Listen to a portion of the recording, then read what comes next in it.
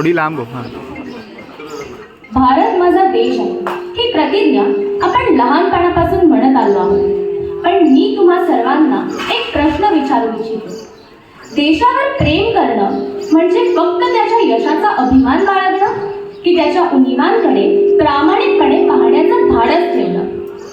Digital क्रांतीने भारताला जगात नवी ओळख मिळवून दिली. आज भारतीय युवक, नवी पिढी आणि भारत चंद्रावरही पोहोचला आहे. परंतु एक प्रश्न अजूनही उरतो. ज्या देशात एका बाजूला कृत्रिम बुद्धिमत्तेवर संशोधन होतं, त्याच देशात दुसऱ्या बाजूला अनेक युवक रोजगाराच्या प्रतीक्षेत आहेत आणि अनेक विद्यार्थी आजही समान संधीची अपेक्षा करतात. हे फक्त बातम्यांचे विषय नाही, ते आपल्या समाजाचे आरसे आहेत. आपण म्हणतो भारत महासत्ता होणार, पण मी विचारते, महासत्ता म्हणजे नेमकं काय?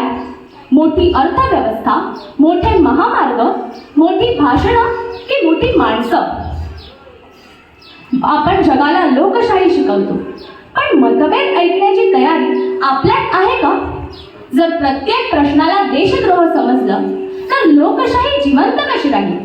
आणि जर प्रत्येक टीका शत्रुत्व समजलं तर सुधारणा होणार कशा?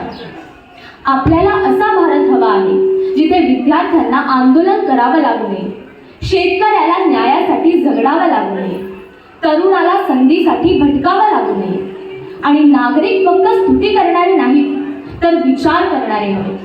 कारण राष्ट्राचं भविष्य संसदेत कमी आणि शाळांमध्ये, प्रयोगशाळेत, शेतात, न्यायालयात आणि प्रत्येक जागरूक नागरिकाच्या विवेकात जास्त घडत असतं. एवढे बोलून मी 2 शब्द पूर्ण करते. जय हिंद, जय भारत. धन्यवाद.